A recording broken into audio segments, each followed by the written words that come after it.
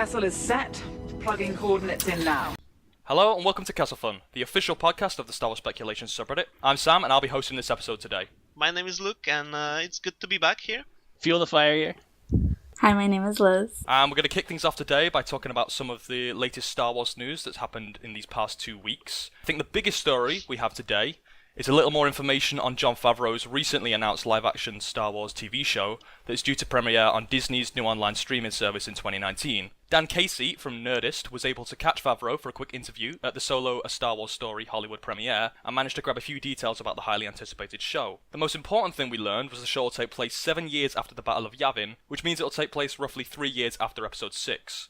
It'll feature an entirely new cast of characters and will use cutting-edge technology that the moving picture company created in the 2016 version of The Jungle Book.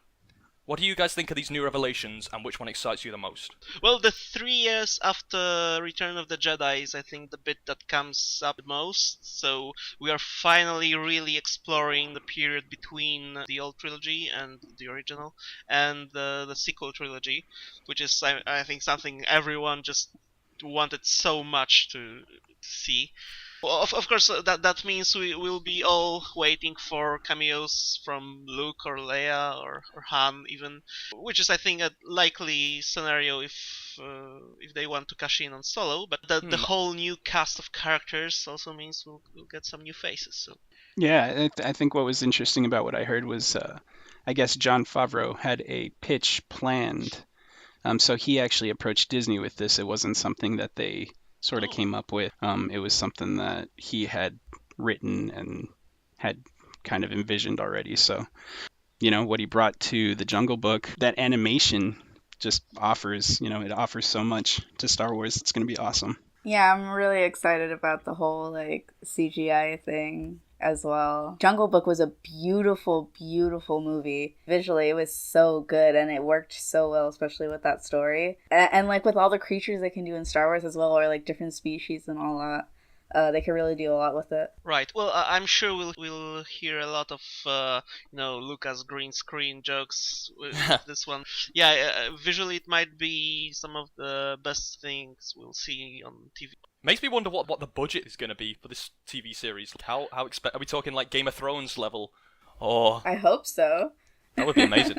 That'd be amazing if that was the case. Well, it's hard to estimate because with it being so CGI heavy, we don't have to explore different sets or Yeah, I mean I guess they need to build a set of assets, but you have with this company coming in is the moving picture company, I guess, is the name of the company that are the animation studio. They already have a whole how do I put it, when it comes to animation you have to have your digital assets, so they already have all these textures for the animations, grass and all these other things, water, whatever, so they already have all this stuff to use, so it's ready to go. So I don't know if it necessarily balloons out of budget. What made the Jungle Book different in that context compared to other films was that they weren't going on set to shoot on location. So in that sense, I suppose, what was the effort there? Was it for saving money? Was that why they went so CGI heavy with that film? I'm interested in the time period it's actually set in, though. It makes me hope that we probably won't see the First Order, but we might see the fall of the. Would this take place after the Battle of Jakku, or is it going to be... Yes, I think so. Jakku was 1 year after Endor, and this is 3 years after, so... Yeah, this is after Jakku, but I'm sure we'll get some Imperial remnants and, power vacuums, plenty of the aftermath of the whole Civil War. Right, we might see the very early incarnation of the First Order, like the old Imperial officers that survived the war, starting to try and pick up the pieces to... Which there weren't many. Right, so that'll be interesting to see. Yeah, no, and then there's going to be, probably a little family with a little restaurant or something, or something like that. I don't know. Jon Favreau, the one element I do know about his films is, all of his features tend to be that there's that really familial aspect to them. They're very tight. They're very tight in terms of storytelling. So I don't know how. Well, it'd be kind of interesting if it didn't explore the war between... I mean, there is no war really now. It'd be kind of... Maybe if we see some sort of underworld... Because remember that show that was going to be made by George Lucas? There was that Wasn't it to do with like the Underworld and Coruscant? I think it was literally called Underworld. Oh. And it's an interesting thing to compare Underworld to this show, since Lucas had like a hundred scripts written, but he wouldn't put them on TV since the budget for one episode was like I don't know, 100 million or something. So but sounds reasonable. I think this technology might be something that Lucas was waiting for, to have a Star Wars show like this. So if this thing pays off, maybe we'll finally see some Underworld scripts put to use. Well, this is it, because with like advancements in technology, things can be done cheaper and cheaper. So, you know, like you said, maybe we will see some. I mean, if not specifically Underworld, we might see some influence from Underworld be put into this new show by Favreau. That'd be really interesting to see that, and I'd love that personally if we get to see more of George Lucas's vision placed into the beginnings of the new trilogy. Hopefully not Palpatine getting his heart broken, but hopefully not. I mean, he's dead, so I mean, it would be. Well, we might. I mean, you know, the Battlefront. You see the. I don't know exactly what the order was called, or you know what that contingency plan was called. I haven't gotten too in depth. Liz, I know you've gotten into the Battlefront single player. Yeah, I haven't quite gotten there yet. I just finished. I think it was like the first 2 missions. I think Fuel is speaking about Operation Cinder. Oh, yes, sir. Yes, Operation Cinder, that's what it's called. And so maybe we'll see, if not Palpatine, we'll at least see maybe, I don't know. Again, this is all just out there, right? What are those things called again? Those kind of like droid-like things that have like Sentinels? Palpatine's face? Sentinels, yeah. That'd be cool if we could see one of them. Oh like... yeah, I do hope for a Sentinel, and imagine a Ian McDiarmid cameo in that. Oh man. That'd be great. Okay, you just gave me some hype. If we could see something like that, that would be amazing. Yeah.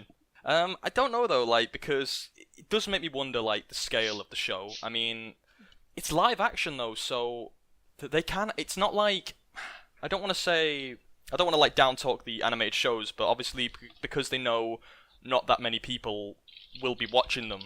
Not that many like casual audience members. It's only going to be like the kids and the more hardcore Star Wars fans like us, predominantly that are going to be watching the animated shows.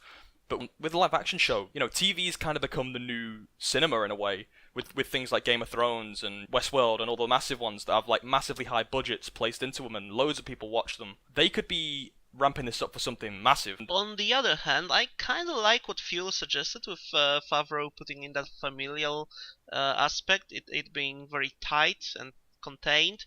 It might be fun to view the galaxy after the Civil War from a point of view of like a regular family, like some regular folks just striving by, and of course somehow getting involved in a bunch of stuff. Kind of like there was this not really canon Lego Star Wars show, The Adventures of Freemakers or something about. Yeah. I remember seeing that advertised. Yeah. Yeah, I mean it's I don't want to talk about that show or anything, but it did center around the family. And I think in that regard it worked fine.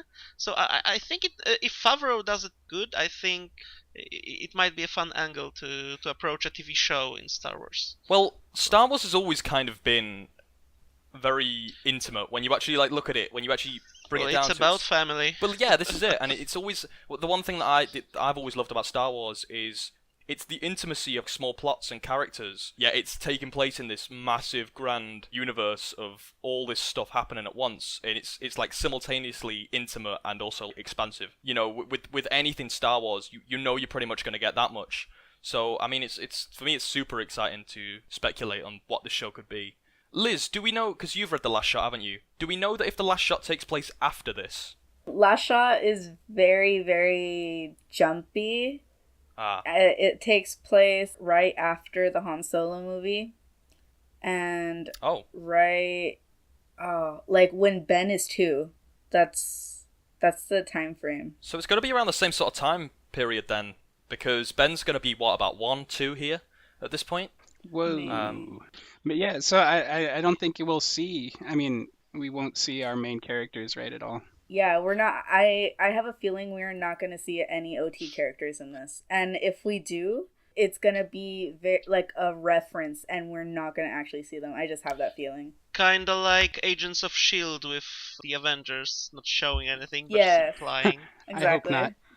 Well, I'm personally hoping that we don't see any original. I don't want it to be like, hey, a cameo here and a cameo there. I mean, a few cameos would be nice, but nothing with the original trilogy characters or anything like that. I think that would be a little bit too contrived. But I'm just more talking in like because I haven't read The Last Shot yet. I keep meaning to, but I haven't yet. But more in the sense of like, what is the world looking like at that point, and what state is the galaxy in? That sort of thing. I don't know if it goes into that much. No, well, hopefully, I mean, it might be interesting to see, as you guys were saying, something smaller, but where you're seeing sort of the effects of what the other films had on the galaxy. You're hearing news or hollow stories, or I'm not sure what news, how to refer to the news, but you're hearing stories about this or that happening and how it's, affecting the local. Yeah, and slowly over the course of the season, seeing how the world's actually changing around the characters and like stuff the like Death that. Star blowing up or something, I think that's kind of a big deal probably there. I mean, yeah, I'd imagine so. And like, how will the galaxy actually respond to the fall of the Empire? Will it be, I'm sure a lot of people see it in a positive way, but maybe there'll be characters that see it in a negative way, and these are all questions that can be explored. But does anyone else have anything to say about Jon Favreau's show? I'm pretty open to this, more so than the whole Resistance show. So. Oh, I'm the opposite. I'm so excited for the Resistance show, given that the whole Dave Filoni's background with the Avatar, and the Resistance show being marketed as or advertised as anime-like, kind of gave me that Avatar vibe. So I think it might be a surprise, and it might be a better show than we anticipate. Yeah, I'm super excited, and I just gotta say, I'm super happy to have such a talented team joining, Star Wars. It seems really. Oh yeah. I mean that's some top level talent you're bringing in. So that I think just on that note, everybody can be happy. I think for me, it's just like I still can't actually believe that we're getting a live action Star Wars TV show. Like this has been talked about for years. Like this TV show, and now we're actually getting one. It just doesn't quite seem. First we get the new trilogy that I certainly wasn't expecting that anytime soon, and now we're getting a live action TV show. It's all happening with Star Wars, so it's great. So the next bit of news is a casting call for episode 9, and it's reported on by That Hashtag Show. J.J. Abrams and casting director Nina Gold are searching for an actress to play a brand new character named Caro.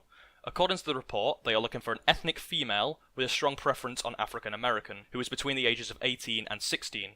Caro is, and I quote, a leader and a problem solver, smart with a great sense of humour and strong will. All this comes effortlessly to her, and she is said to possess a captivating naturalness and ease to her manner. So, what do you guys expect to see from this character, and what role do you think she might have in the story? Well, what I immediately thought when I read this casting was her being involved with the Resistance, her being a leader type, maybe representing some of the allies of General Organa. Although her being I think she's supposed to be a similar age to Rey and Finn. She might be getting she might be the next Rose, as in she might have a bigger presence in 9. Though I don't think she'll be anything like Hidden Jedi or anything. Not that big of a role. I saw some great speculation.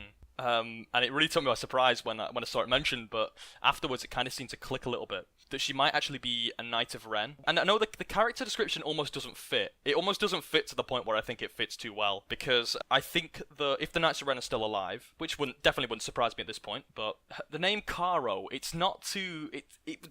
Caro Ren... Kylo Ren. Oh yeah. It wouldn't. It's not too much of a stretch. Even a bit on the nose. Yeah, I mean maybe, and maybe this is all like based on speculation, but I felt like I have to mention it because it really did capture my imagination. But she almost seems like the opposite to Kylo Ren. Problem solver with a smart and great sense of humor and strong will.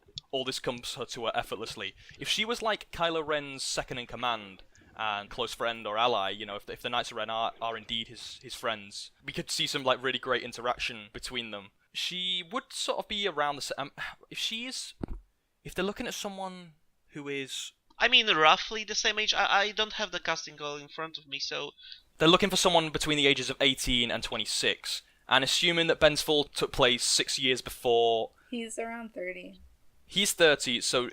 If she's like 5 years younger than him, I think it still kind of fits. If she was a teenager during the whole Temple Fall. Yeah, that'd be great. And that would, hopefully that would kill some of the speculation that she might be a romantic interest because... Okay, I mean, obviously...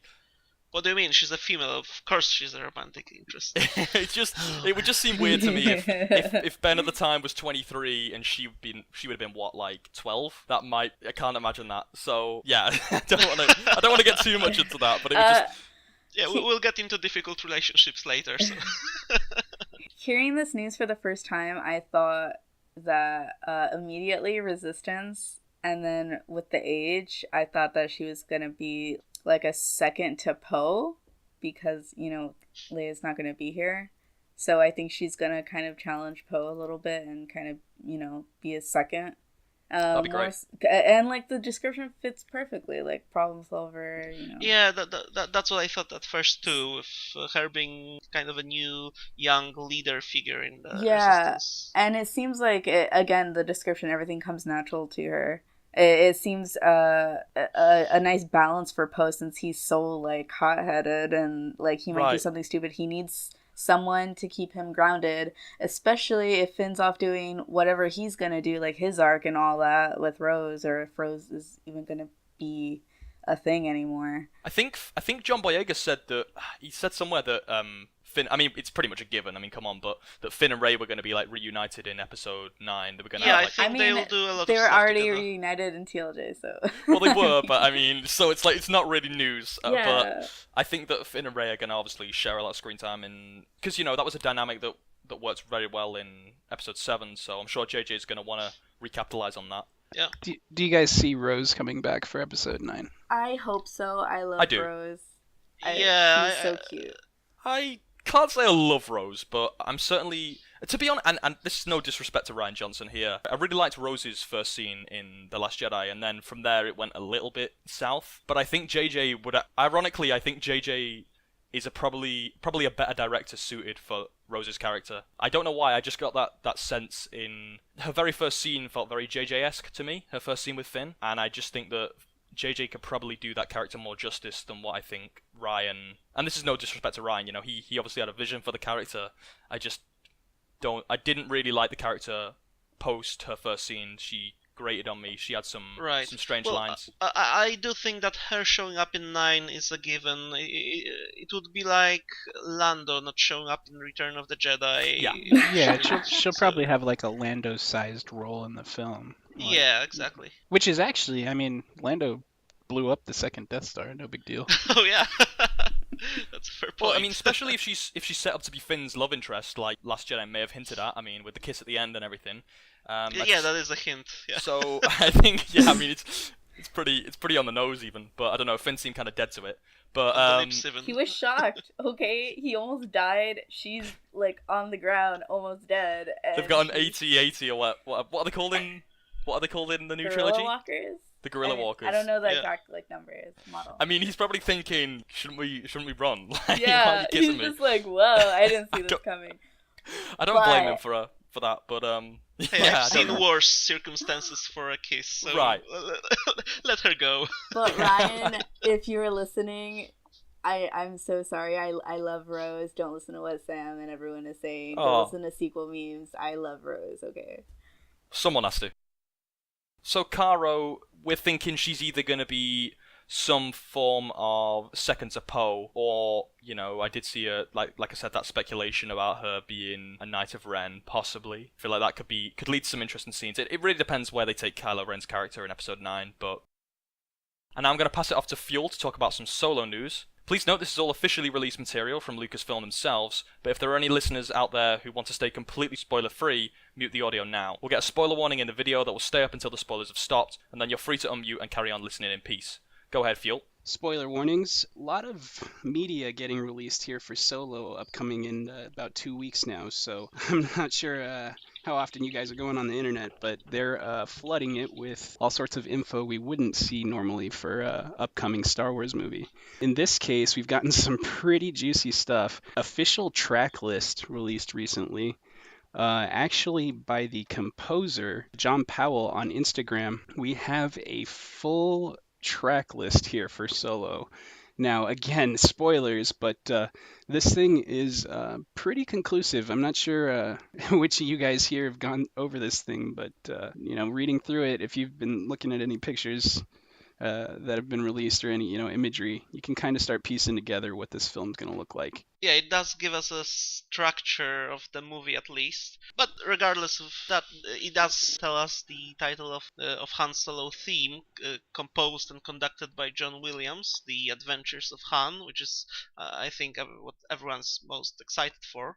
Though I'm sure Jon Favreau will do a great job on the soundtrack. This simple little touch of John Williams gives this soundtrack legitimacy in a way, I feel. So I'm really excited to hear all of that and hear Williams' presence throughout the tracks. Now, they have been releasing some short clips here and there. One of them, I'm not sure if any of you guys caught this one. It was the Enfys Nest sort of small scene with Han Solo and Beckett hanging around, and man, just a really powerful piece of music in the background there, and unlike anything you've sort of heard, it sounded closest to me like maybe the Rogue One soundtrack, just in how it had a different influence. It was nice. It's just a different sound for Star Wars music, and very welcome.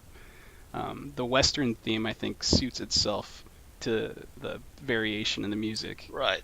So it's really awesome. Also, Jon Favreau did some of my favorite soundtracks of past, 10 years, like How to Train Your Dragon, Kung Fu Panda, even the Bourne Identity movies. He'll do a great job, for sure. I'm really excited about Lando's Closet. Can we be real for a second? Like, that's gonna be so amazing. There's so extra. Yeah, there's a song. One of these tracks is titled Lando's Closet, which in itself represents a scene of the film as well as a song. So it's that should be a pretty awesome piece. Yeah, that's a good segue to another bit of Solo news, I think. Yeah, there was another video as well going on to more media that released here for Solo.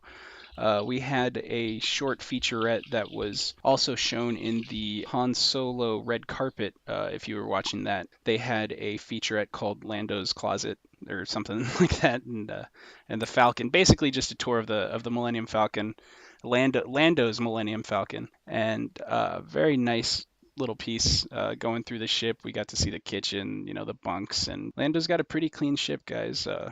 Another little interesting piece there, if you were watching, in his quarters, we actually saw a new animal name there, the Kajak hair-lined bed. Did a search for that creature, and I'm not finding any history, so if anybody has anything, let us know. Kajak seems to be like a new animal here, so Kajak hair-lined bed, pretty neat. Speaking of animals, the Carillion Hounds, hello, that's pretty cool. Did you see that clip? Oh, yeah. That released of them? Yeah, that's terrifying. It's pretty cool. Also, another interesting thing I noticed when watching that clip of Lando's Closet, he says in it that Lando kinda has the Millennium Falcon. I wonder what he meant by that, because he's just renting it. Right, but it's a rental. It might be a rental. Maybe he stole it. Maybe he doesn't have it for a big part of the movie. I'm not sure, but I'm sure there will be plenty of property hijinks, like who's owning the Falcon now, or. He's a smuggler, right? In this movie. Yeah. So I don't know, who's he working for? Is he working for Jabba? Is he working for, I don't know, maybe you're right, Fjord, maybe he is renting it. It's a very clean ship. I mean, we know that much. From where we see it in, the original trilogy, the ship has gone through some stuff. Now, so Let me ask a question here, because I don't know how serious... I'm pretty sure it was Pablo that said this, and I don't know how serious he was being. But apparently, you know the little cameo you see of the Falcon in Revenge of the Sith, right? Yeah. He said that is the Falcon as well, but that looks like the original trilogy one. So how does that work? So Pablo said that, yeah, that is the Falcon still in Revenge of the Sith. What Lando has done with it is he just renovated it. The Falcon we see in Solo is not a new ship. It's a good-looking ship. It's a pimped-out ship. It's not a new one. I mean, Lando's done a really good job, because... Yeah. Pablo, making us have to explain this stuff, man. Yeah. So yeah, it just seems that Falcon has always been old, and Lando just brought it to the present day a bit with his own sense of style and fashion. Oh god, please don't tell me when they do like an Old Republic series eventually, don't tell me like the main characters are going to have the Falcon or something, and they're going to say it was in a really old ship. That's precisely what's going to happen, No. Sam. Embrace it. No! Not everything has to be there. When 900 years old you reach. The Falcon... Did Yoda own the Falcon at one point? Maybe that's what's going to be revealed in the Yoda anthology movie. So then moving on, we also had a cast. I mean, man, these guys are releasing everything coming up. I'm hoping it's... I mean, this movie has gone through a lot. So maybe they're, taking that extra step. But, I mean, I'm excited for it. They're still giving us a lot of stuff here, though. We got a casting list here for the film, which lets us know pretty much who all the main characters are here, which is fine. I mean, it's not anybody you haven't really seen, but getting some confirmations, basically. And I'm sure they have a surprise or two in here somewhere. Any characters you guys saw in here that you were excited for? Well, the one thing I just want to ask a question, and this is going to sound like a really ignorant question, but when casting lists like these are released, are the top characters, are they to do with how established the actor is, or is it more to do with like the role in the film they play? Because I noticed that Beckett was way higher up the list than I originally would have thought. I thought that Beckett was going to be... I tend to see that it's a combination of both. Yeah, because I'm thinking Woody Harrelson is a pretty damn established actor, and I just didn't know what it was. What took precedence? Is it his role in the film, or is it the actor's name? Like Fuel says, if it depends on your goal as basically as the marketer of the movie. If you want to highlight an actor, an established actor, then you put him all the way up. There's some even I think have it in their contracts that they have to be top billing. Yeah, that's a thing, is getting your name sort of higher in the posting. Yeah.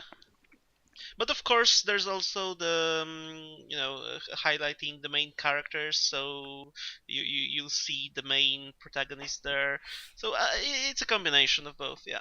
Yeah, because I also noticed that Thandie Newton was pretty high, and we haven't really seen much of her in the trailer. So again, that was kind of a little bit of a shock to me if that does indeed mean that how big of a role they'll actually play in the movie.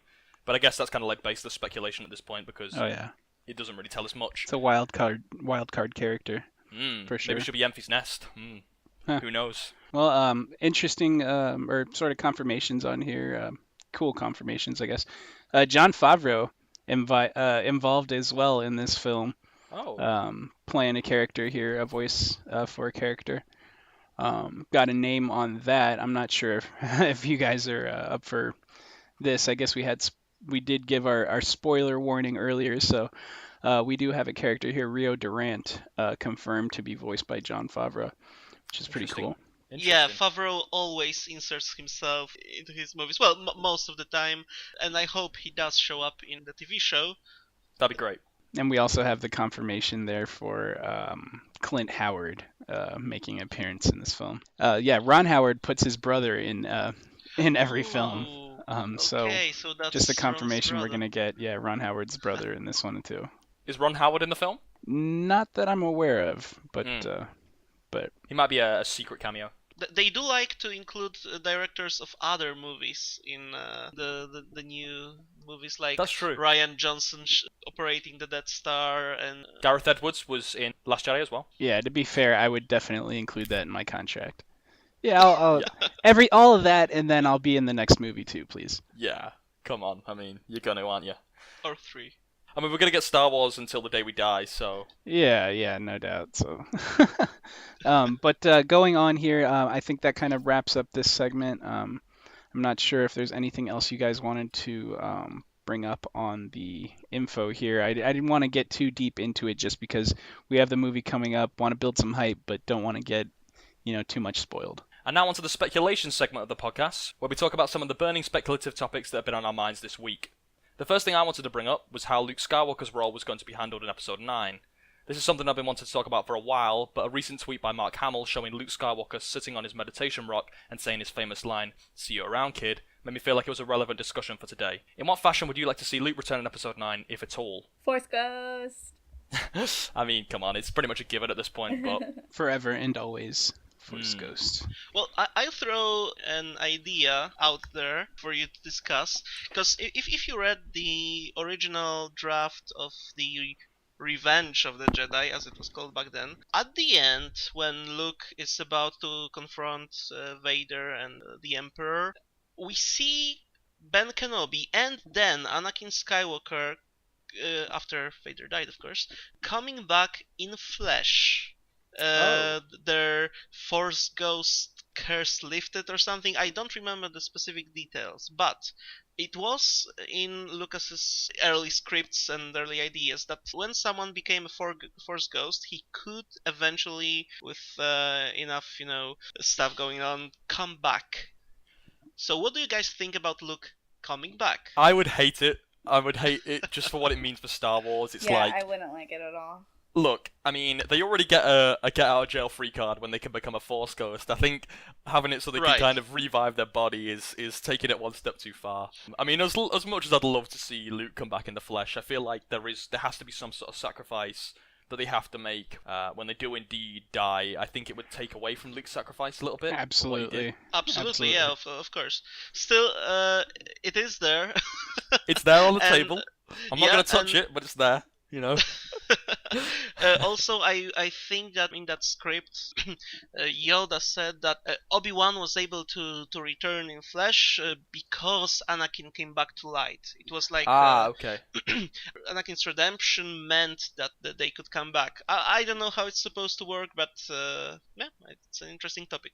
I mean, there's all this stuff with the Cosmic Force. Anything could happen in Star Wars. So if we stick to Luke as a Force Ghost, as we should for 9, I think it would be interesting to see him go back and forth between Ben and Rey, because obviously, as I imagine it from the end of the TLG, Ben and Rey are not in a attacking mood right now. They are not gonna spend too much time exploring each other by the means of a dialogue. So I think it would be fun if Luke kind of tried to work as a mediator, trying to mend those bridges that they burned. Oh, that would be brilliant. Well, the one thing we did kind of see in The Last Jedi, when he's sort of like dying, he sees two suns and they're both half covered by clouds, which to me represents like the balance between the light and the dark. It's it's half light, half concealed by dark cloud. Maybe that's trying to represent that he finally saw what the balance of the Force actually meant, which is the balance between light and dark. I'm not saying it definitely is. I to be honest, I can't take credit for this. I did read it somewhere, so I don't want to take credit for it. I can't remember who wrote it, but it might have been a post on the Reddit or Discord or something. If I could remember the name of the person that did it, I would definitely shout him out because it was great. But yeah, and that's what he kind of realized in his dying moments. So if he does come back as a Force Ghost and he does play the mediator role between Rey and Ben, it gives him a purpose to actually do that. Right, to get the light and dark working together again. Right. He's like, listen, I know I blew up that hut earlier. But I'm sorry, guys. I'm sorry I interrupted. I didn't realize what was going on. I'm sorry. So I don't know. But tell Rey. I mean, another idea of him being a Force Ghost, I personally wouldn't be disinclined to the idea that, okay, so they're not actually coming back. They're more kind of Force manifestations of illusions for Ben, but he's obviously split right now. I think there's the Ben Solo personality and then there's the Kylo Ren personality. So kind of symbolize that. You would have, I know a lot of people I mean, me personally as well, I really liked Snoke in The Last Jedi, and I don't hate the fact that his character was killed off. I think he was killed off in a perfectly satisfying way, and it was great for moving the story forward. But that still doesn't stop me from wanting to see Andy Serkis again reprise his role. So I'm thinking if we get an angel and a devil for Ben, Luke being the angel and Snoke being the devil on his shoulder, and having them... Maybe it could come across quite cheesy. I don't want them like fighting or anything like that. Like maybe they can't even see each other. But if Ben can hear them both, and that symbolizes his like mental thought process, sort of driving him mad, sort of. Yeah. Do you remember? Okay. This is more of like a visual and a sound wise that I'm thinking. You know when Anakin had those dreams, kind of like that. Like maybe he's dreaming. And he hears like Snoke and Luke talking at the same time, do this, and he's just like going mad. He doesn't know what to do. Yeah, I mean, like really symbolizes conflict. And yeah, I think great. That could work. I'd love that. I mean, Luke has to come back. Like, I don't think it's even a question up for debate. If Luke wasn't in Episode 9, there'd be something seriously missing with that movie. Yeah. Even if he's in it for like one scene, which I mean, I think there's definitely going to be more than that. I have a crazy theory based on absolutely nothing that that Disney those are the best kind. Disney has this wonderful technology to CGI characters into films. You saw Tarkin in Rogue One. What if and again purely based on nothing, but Luke Skywalker being one of the most important characters to the franchise, you already have Yoda as a Force ghost that you can pretty much bring up whenever you need to call on him. What if Mark Hamill does something like that, where he, records his likeness for Disney, where they can use the character essentially in perpetuity, giving his likeness to the character, sort of, so they can bring up Luke as a Force ghost whenever needed. That's terrifying. But expected, I think, the way the technology is evolving. These movies are making, they're making hand cash over foot, so it's not like they couldn't make some contract that would work. These thoughts about studios recording the whole actors' performances and kind of extrapolating CGI person from them have been going around for a while now, and I think it will happen eventually. I don't think Mark would want it.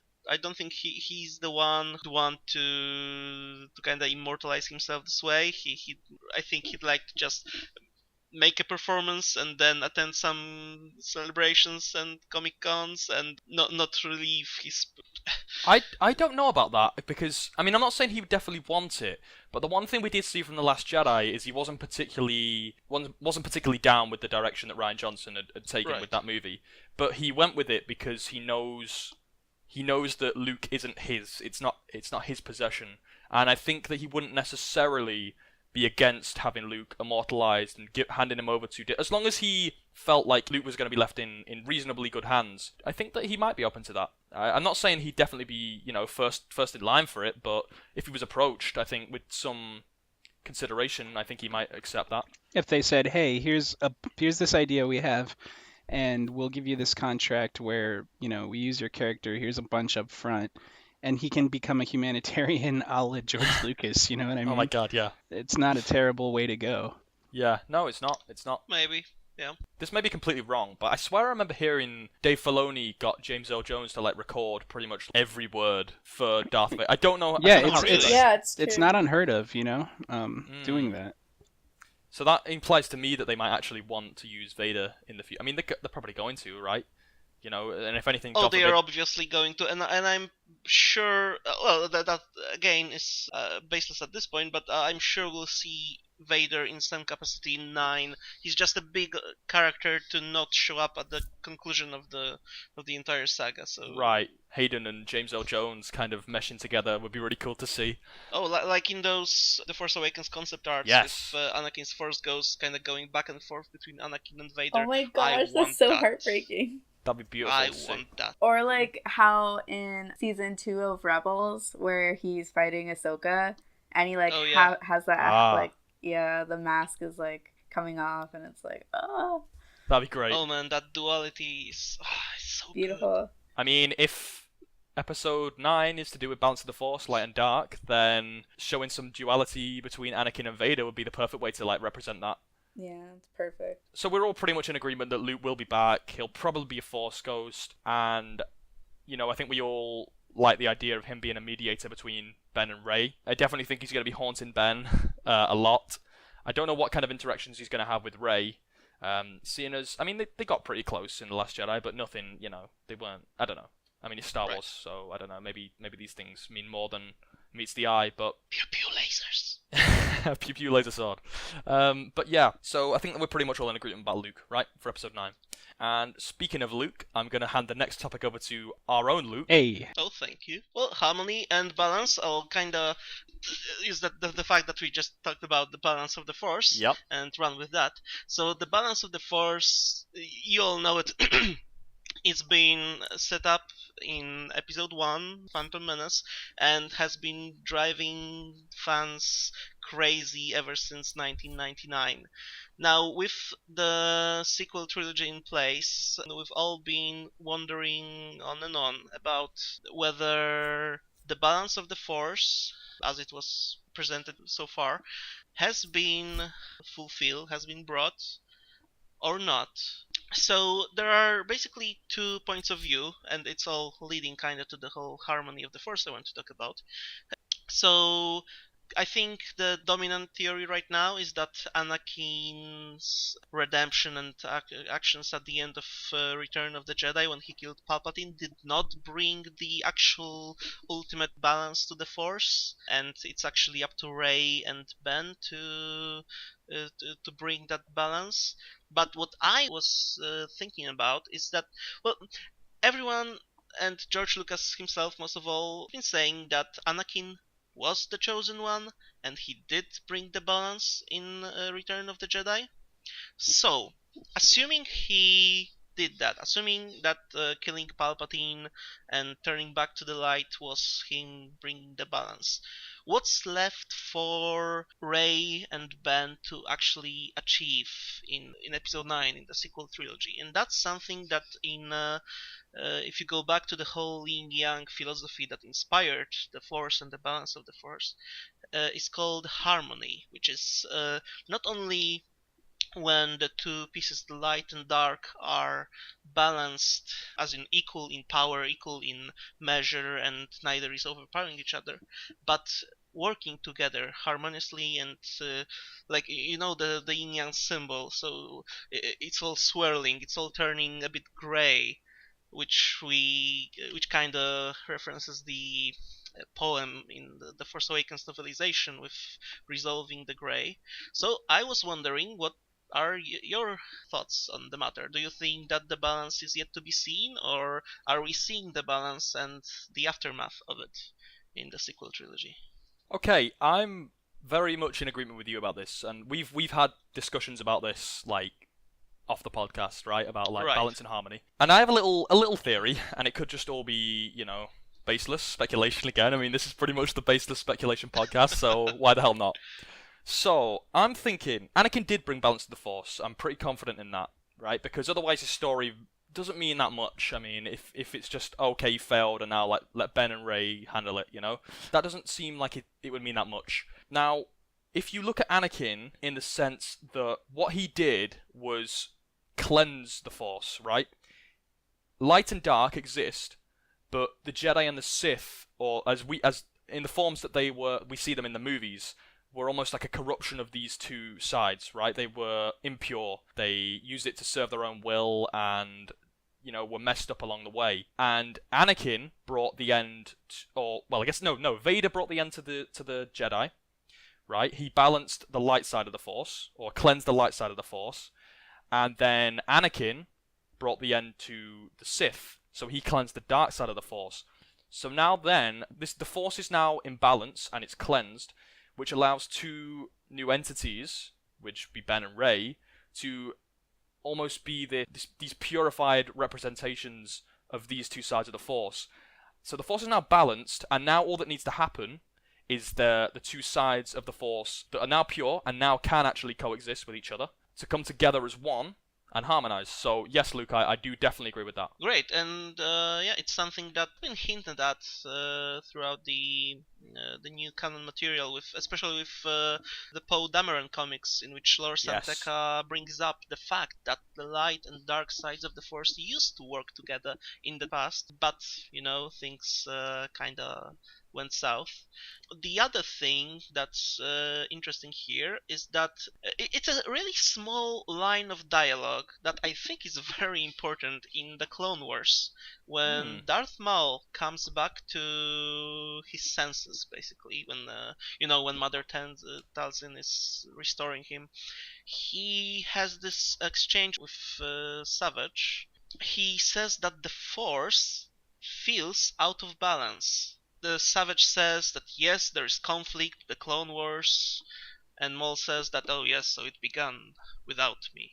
Now, the interesting thing here is that Maul is only now sensing that the Force is out of balance, which kind of means that before his ass got sliced by Kenobi, the Force was kinda in balance, and only the anguish that's caused by the Clone Wars caused it to really go out of balance.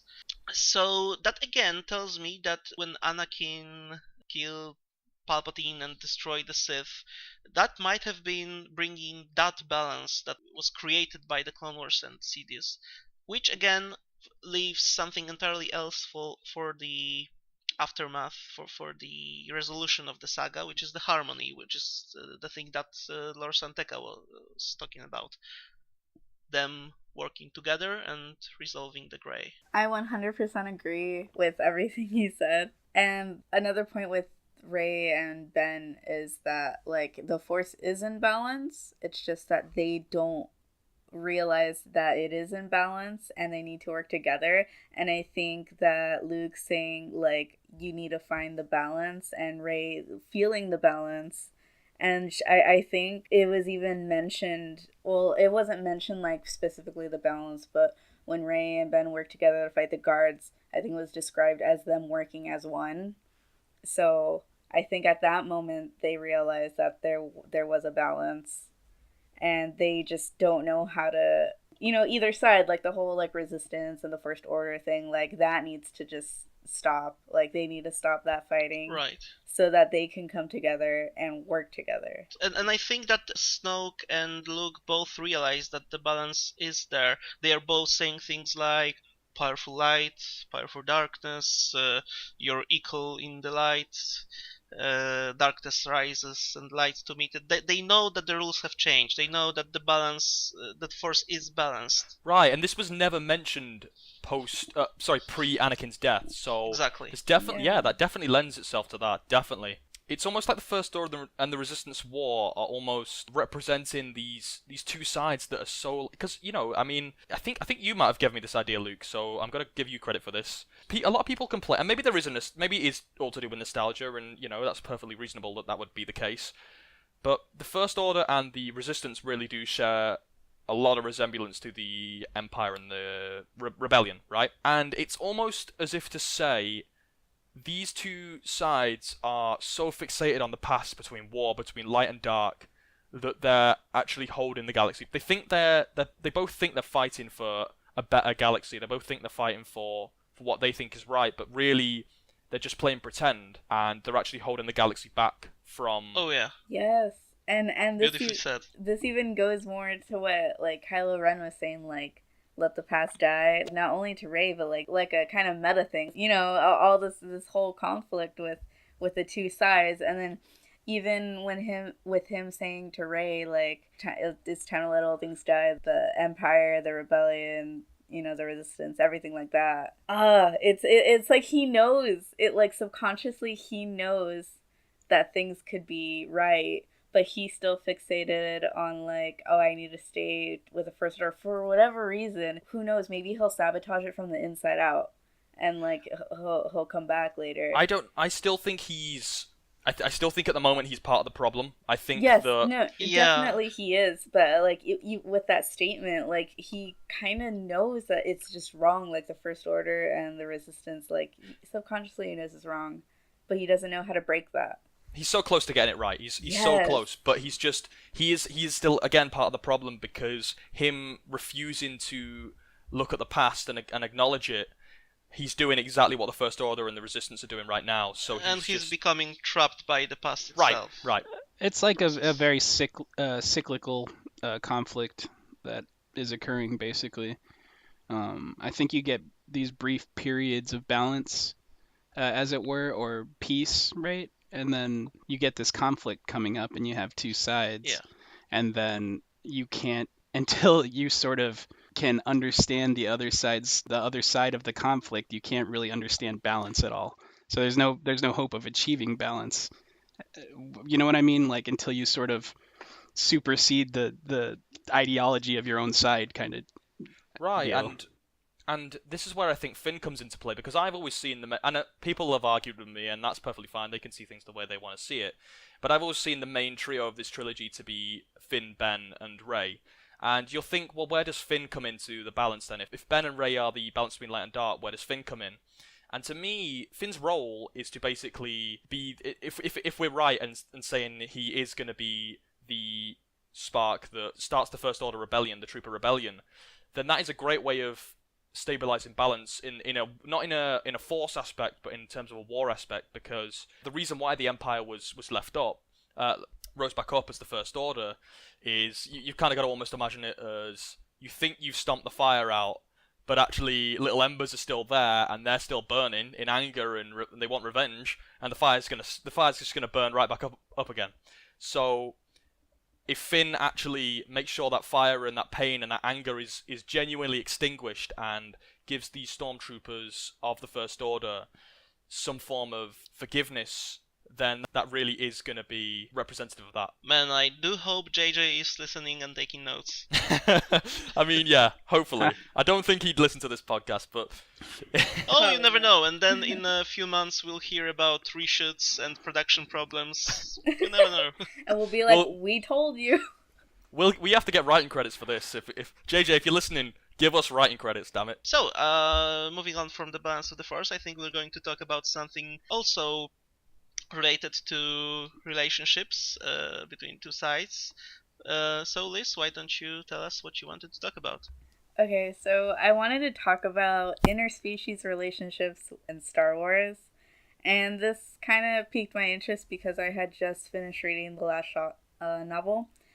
And in that, we see Lando settle down with this Twi'lek girl named Kasha, I think is how you pronounce it. And it was really interesting seeing him throughout the book and struggle with the fact that they are in a war. I think he said it like he needed someone to warm his bed from time to time, and like she felt the exact same way. Like they thought it was just a fling. And then by the end of the book, spoilers, they kind of find this love in each other, and it wasn't just because of, someone to warm a bed. It was actual love, and it was really beautiful. You get to see like their relationship kind of unfold, and it's very sweet and delicate, and you wouldn't think that with Lando. And I just want to know what you guys thought of things like this, and especially with a main character. We see it in Harren Kanan from Rebels, and then we also saw it in the Clone Wars series. There was a clone trooper. He actually had a family, like, 2 kids, and I just want to know what your thoughts on this are. Yeah, I mean, I personally don't get the whole, if there is a stigma to it, I don't know. I mean, I've never seen any like retaliation towards it, but I'm sure it goes on in the fandom. But I've never really seen it, because species like Twi'leks and Togrutas? Yeah, Togrutas, they may as well be human. Like, they've got human bodies, they've just got different coloured skin and, like, different things going on with their heads or whatever. They may as well be human. It's really not a big deal to see them. Which is still an important thing to kind of normalize that they are people, even if they look a bit different. So that's an important point to make. But you do have things like that human girl and that ugly monster in Mas Kanata's castle. Yeah, that's true. Still, I think it's just a nice thing in the Star Wars universe that we see love. Well, in their case, it might not have been love, but we do see love kind of prevail against odds such as conflicts and different species or races or sexes, whatever. Given that love is like the power, the theme of Star Wars, it's really nice that it does show up in kind of this mundane but still important aspect of love. I believe it was the first time was in Clone Wars, and then we've been seeing it pop up now after Disney has bought Star Wars. I like that they're kind of normalizing it, and it's just I don't know. It's such a powerful thing for me because it's just like the whole love wins thing, you know? Like it doesn't matter who you are, what sex, what race, or like species for that matter in Star Wars. Like it just doesn't matter. Yeah, and I think it's certainly something we've seen before in Star Wars, so no shock value there. But if you even just look at it from the angle of like a high fantasy, like I don't know if anybody is into RPGs, right? Playing the RPGs, but oh yes, you get like elves, half elves, half Yeah. humans, half dwarves, half humans. So that if you're looking at it from a high fantasy angle, it's not that weird or out of bounds, really. So yeah, love prevails. Love prevails. That's a great message to send. Yeah. That's what Star Wars is all about, I guess. Maz Kanata and Chewbacca. Oh even man, that, how yes. could we not Yes. mention that? The biggest ship ever. Yeah, by the way, do you guys think that we'll see the initial spark of this love? Well, maybe not in Solo, but in some surrounding materials, God, or maybe in a sequel? I hope it's in like a book or something. That would be Yeah, too please. I mean, do we awkward. even know that Chewie feels the same way? Is it like an unrequited thing or what? Make it a Doesn't yeah. Chewie have a wife?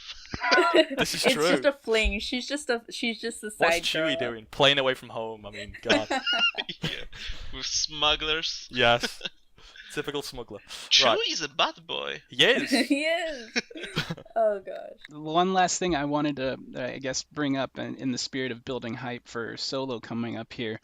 Wanted to try and squeeze some speculation for the Solo movie into this episode here. So a couple questions, I guess, just to sort of riff off of here. So first one we've got, how does Han get where he is? Is that going to be something that, is this film going to cover sort of, obviously we're going to see, Han getting to where he is in episode 4, but are we going to get a lot of references? I mean, I'm a little concerned that we may be getting heavy references to little details, that maybe too many of them. Like I saw a post something about his blaster, the DL-44. Oh that, yeah. That he Given gets to him by Beckett. right, and so is every little piece gonna be like that? I just hope we don't go there. It's something that Red Letter Media laughed about, like the Solo explaining where Han got his boots. Like, was it a store on Corellia? Or... No, I mean, I wouldn't put it past it at this point. It was a sale. Right, but given that there is a talk about Solo sequels, I don't think that where we end up in Solo is where we kind of pick up in A New Hope. So there will be plenty of ground to cover between Solo and Episode 4. But on the other hand, I am sure they will kind of try to squeeze in as many like character building moments for Han there, like him learning to always shoot first. Not explicitly stated, but we'll see how he becomes that person, how he gets the Falcon, how he meets Lando and Chewie, and how he becomes kind of a bit more detached, bit less optimistic, less hopeful. Which only Luke will bring out. I'm sure we'll get the baby Han Solo stories someday in the future. But I think it's even just interesting to think, if this is sort of the movie that takes Han from being sort of this optimistic guy into being a little more cynical, what circumstances brought Han to be this sort of optimistic guy from the get-go, Well, I don't think he'll be like optimistic per se. I think he'll be more of a eager young guy trying to prove himself and believing he can change things. He's young, he's immortal, he's got all the power, and then the adventure will obviously kind of put him in his place and teach him that no, those aren't your friends on an adventure, that they will betray you. Kind of teach him the life. But so I don't think he'll be like a hopeful, optimistic kind of guy at the beginning. Yeah, I mean, I'm hoping that it won't be like however we start Han off, or Han. However we start Han Solo off with Solo. Just call him baby like Lando does. Oh my god, I seriously hope that wasn't just a weird edit, and that Lando actually does call him baby. Like, seriously, this would make the movie for me. I need this. Talk about Lando's closet. Lando in his closet, or maybe not so much if he's calling Han baby. But it's for me, it's more important that we see. It's not that we have to see like every little tidbit of Han becoming who he is. I think that as much as obviously, yes, I mean, we do need to see Han progress. It would be kind of stupid if he stays the same character for 10 years. Like, okay, so he starts off and then the movie ends.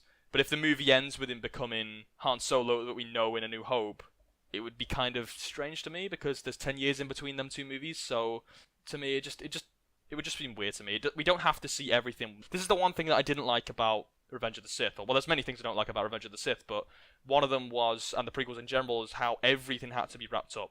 It was like, even to the point where you're seeing the Death Star getting constructed at the end of the movie. It's like, no, we know that's going to undergo construction. Like, we don't need to see that. Otherwise, you wouldn't know. Well, we would know, though, and this is the stupid thing. Like, I know the audience are probably going to be idiots, but you don't just assume that. I mean, maybe you have to, but I don't know. It's just not everything has to be explained. Not everything has to. I mean, things like Han getting his blaster, right? I don't mind that because like it's a significant part to his character, right? And he's always like shooting it, or he was before he died. So things like that are fine. Yeah, I agree. Not everything needs to be spoon fed to us. Like, right. We're smarter than that. Yeah, I hope so. Well, it is a fine line to thread on when you tackle an established character's backstory, but I'm sure if anyone can do it, it's Ron Howard. I do trust, and Lawrence Kasdan, of course. I do trust them with the script that it will not be just references and it will be an actual story. I really hope so. Yeah, there was those recent rumors of these guys being signed on for more films, so hopefully that lends itself to some more character building. They don't gotta knock it all out in one film. Right. Exactly. I mean, I'd be really annoyed, genuinely really annoyed, if the last time Han and Lando meet in this movie is the last meeting they'll have until Empire Strikes Back. Yeah, they've got to have some more. Yeah. Some more hijinks. We'll not see that thing he pulled. Yeah, I mean, I really after what he pulled. Yeah. I'm fine seeing it. I'm fine seeing it in if they do make a trilogy, and I'm fine seeing it in the last movie. That would be perfect. It just don't ram everything together and try to create some origin story. Like, just have this be a film where Han Solo is the main character, but don't make it his origin story where everything has to be explained. I think is basically what we're all trying to say, but yeah. So when we see Han in Episode 4, and I guess this kind of goes along the same, the same line of questioning of, whether we're going to see every little detail sort of explained. But one little nuance or thing I would like to see maybe, if we are going to get some reference to the Force or anything like that, something that might make Han sort of get to that point where he thinks that the Force is mumbo jumbo. If Han does have any interactions with the Force sort of in his build up to Episode 4, then I would hope that it would be something that lends itself. You know what I mean? I don't want to see Han interacting with any Force characters, Jedi and stuff before. I think fans are a bit too sensitive about this. Seeing is not always believing, and Han had to hear about the Force. He had to meet Maz Kanata before. He knows that the Force is a thing. which doesn't mean he has to believe it. When Obi-Wan is talking about the Force in A New Hope, Han obviously already knows, immediately knows what he's talking about the power controlling his every actions or whatever. So Han knows the gist of it, he just doesn't buy it, and it's kind of in line with Imperial propaganda that, the Jedi were real, they were just traitors, and their whole Force powers were just, kind of mumbo jumbo. Yeah, I would like to see maybe somebody with, some sort of technology that lets them, pull a ruse I mean, effectively we could see a guy force pushing someone and Han is like, repulsors. Right, exactly.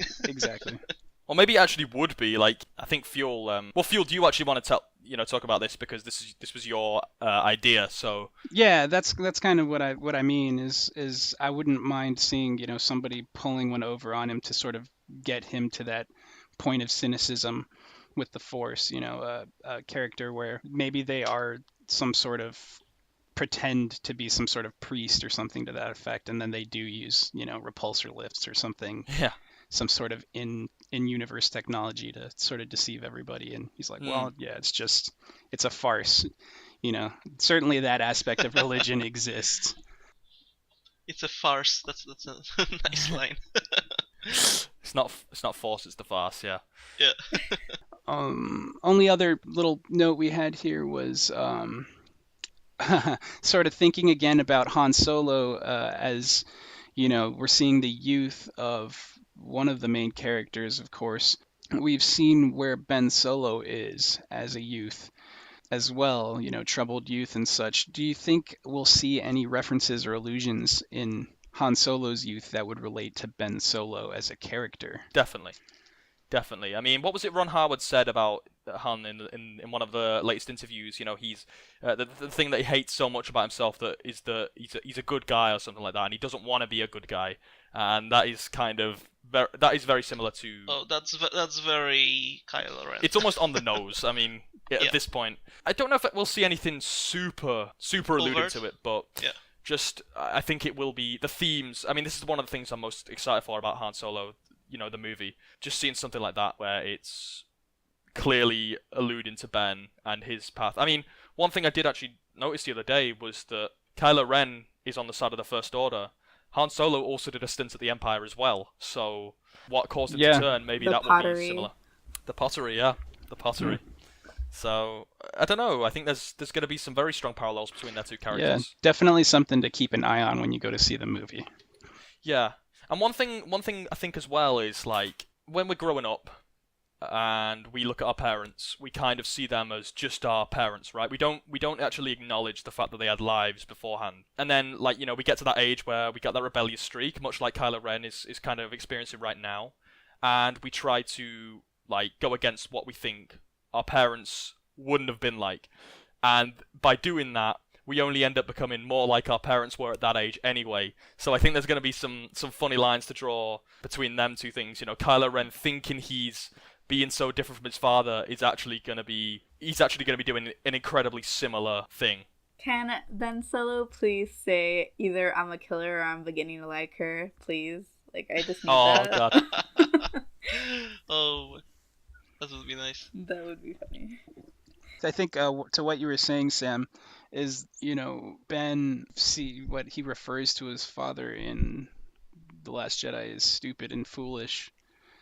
So whereas he sees his father as sort of this, maybe rebellious or sort of wild card kind of character person, he himself maybe sees himself as sort of orderly and, following order and doing what needs to be done. And he feels like he's facing, but it's sort of quite the opposite of what he's trying to actually accomplish. Eventually, Ben would see that, the way his father was isn't so much how he perceived him to be, on his build-up. Exactly, and it won't happen, but how would you guys feel if Solo ends and I don't know who would be telling him the story, but if it was like a post-episode 8 scene where someone's telling him the story and, it's Ben Solo realizing that his father was actually a man, and maybe that could be some sort of key to his redemption, I don't know. I mean, that's stupid, but I don't know, I just think that it would be kind of cool to see. It won't happen, I mean, we still are going to have that little link with the dice. That's true. Oh, yeah. Yeah, just some stuff to think about, though. So, Han Solo, less than 2 weeks now, guys. God. Oh, man. Build hype. Well, by the time this goes up, it'll be like a week and a half. Oh, no, it might even be a week. Yeah, it'll be a week. Damn. So, Liz has just stepped out. She had to leave early. So, we'll just go on to the community segment without her. The community segment is the place where you can get to know us a little bit better and ask us questions. Also, we get a chance to spotlight certain parts of the community that have earned it. We're going to start by answering a few quickfire questions posted by our very own listeners. If you want to shoot us a question, head on over to the subreddit at Kessel Fun and go to the Q&A topic we have posted there. Please note we are now accepting any questions, so they no longer have to be Star Wars related. The first question is Dengar the coolest bounty hunter ever? But I'll rephrase that is, who is the coolest bounty hunter ever? Whoa. Well, it's not Dengar, and... Someone on Discord is going to be very mad you said that. Now, we've only really had 2 bounty hunters that really took the spotlight, which is the Fett clan. So it really is kind of between Boba and Jango, but then again, there's only one good choice, and that is Cad Bane, out of nowhere. I'm going to throw in another wild card here from the Clone Wars, and that's going to be Embo. I seriously love Embo. Do you guys know who Embo is? If not, I do not remember who Embo is. He was that guy with the hat, right? He's the guy with the hat. He has the little spiny dog thing. I'll get whoever said this in the video. The one who chased Anakin on a kind of snowboard from his hat. Yeah, he had other scenes as well that he was much cooler in. Mind you, actually, it's hard to top that. I imagine, but Cad Bane has a cooler hat and a cooler voice. I don't know about this. Yeah, see, I would go a different direction from you guys.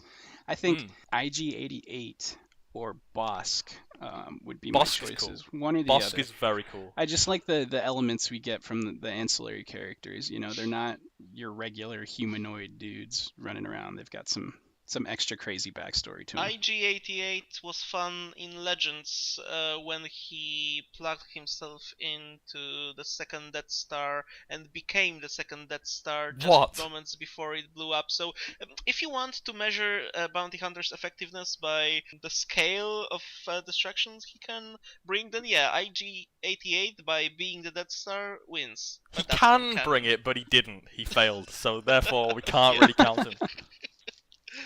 I still think Embo's awesome, and I'm pretty sure he's actually voiced by Dave Filoni. I'm pretty sure. I don't know for certain, but I really want to say he is voiced by Dave Filoni.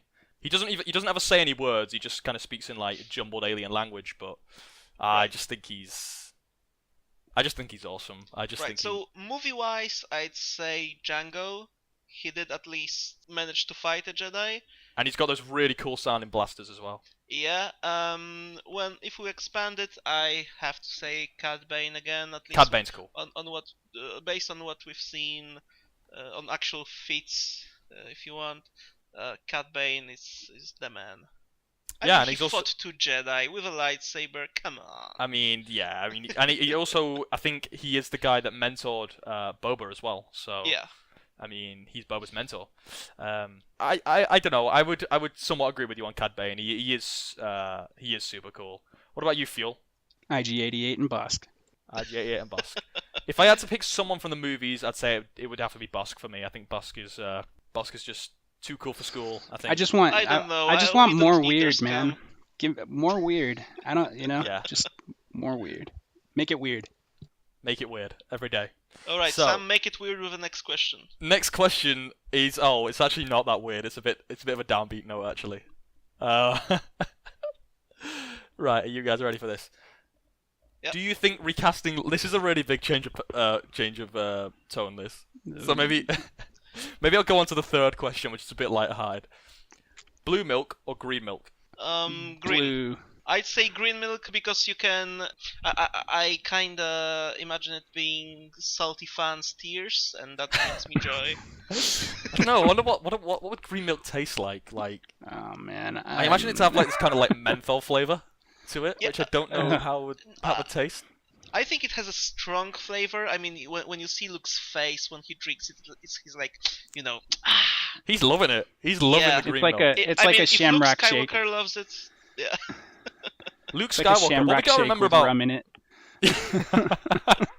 what we've got to remember about Luke Skywalker though is he grew up on blue milk. So if he's loving this green milk, that says a lot about green milk and its power. I mean, he has to be fed up with blue. Maybe he just couldn't get blue milk. Can't get a good blue milk here. Right. Just have to settle with blue green. Blue milk is what your aunt is giving you. Green milk is what you get when you exile yourself to a Jedi island. So, you know. It's kind of it's poetry in a way because Luke started off with a blue lightsaber and he ended with a green lightsaber. Oh goodness. Oh man, that's some heavy parallels there. The poetry does not stop in Star Wars, guys. It's all there. Always present. It's always there. So the green milk is referencing his green lightsaber. I have never thought of that. The green milk, and I'll tell you what the green milk represents right now. The green milk represents his failure with Ben Solo when he ignited his green lightsaber. No. And therefore he is subjected to a life of green no. milk. Yes, this is what it means. Right, this is canon, so no one can convince me otherwise. All right, you win. Okay, so the last question. it's really downbeat now, and I feel really bad. I feel like I haven't set up for the tone for this.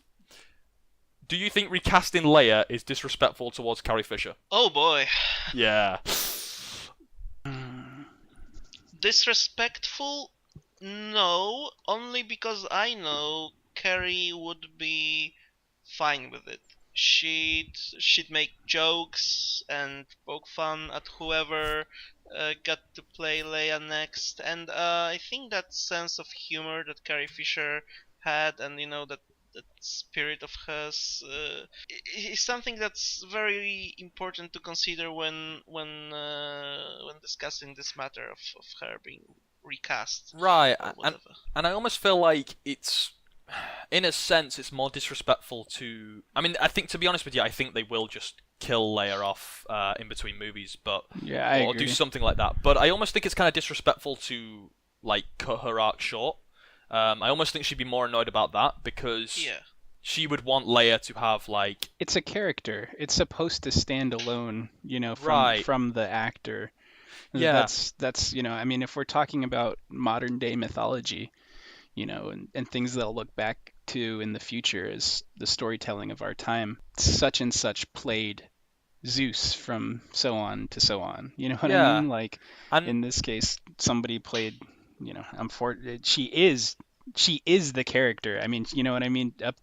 She is the character. Right. She definitely is. Of course. All of them are, but in the spirit of the characters becoming greater, you know, living on and sort of being that mythology, modern mythology, then, you know, there shouldn't be disrespect beyond making sure the character is taken care of and yeah, exactly. If they handle Leia with respect, they will handle Carrie with respect. Exactly. Right, exactly. And I don't, you know, at the end of the day, how much entitlement does an actor or actress really have to their character? I mean, and obviously, you know, no one can forget the work they do to bring them alive, but it almost becomes bigger than them once they're in, especially in something like Star Wars as well, where it's so massive. I don't want to sound like callous or right. I don't know what the word for it would be, but I just think that like it goes. It sounds silly, but they made the characters, you know, be as big as they were, and you would only hope that the character continues to grow beyond. Exactly. You know what I mean? Definitely, yeah. I think that's definitely what I'm trying to say. So, anyone else have any final thoughts on that? That was tough stuff, man. Thanks for that question. Yeah, I really feel bad about putting that question well, in now. I can only imagine what talks did they have at Lucasfilm about this. But I know that. Goodness. Yeah, to be a fly on the wall for that. God. Yeah. But that only shows how big and important Carrie's work as Leia was. Right. Yeah. And for me, as much as I've said like it wouldn't be disrespectful, I don't think it'd be disrespectful, but I wouldn't want to see another actress take on the role. It just would. Yeah, I get it would feel weird to me unless like they literally couldn't wrap up episode 9 and they had to do it. There's no way I'd want it done. Look how wonderful her legacy is that you would have to worry so much about how the character is taken care of. Exactly, yeah. So that's a positive note to end on, yeah. And then. So, with all that wrapped up, Fuel, do you want to close out and give the audience our coordinates? Yes, thank you everybody for joining us this episode. If you'd like to find us in a galaxy far, far away, aka the internet, you can find us on subreddit r Kessel Fun.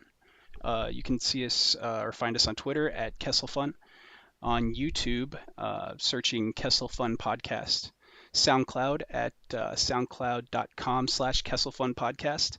We're also available on Pocket Cast if you search for, guess what, Kessel Fun Podcast. Starting to see a theme here. Available on iTunes as well. So that said, thanks again, everybody. See you around, kid.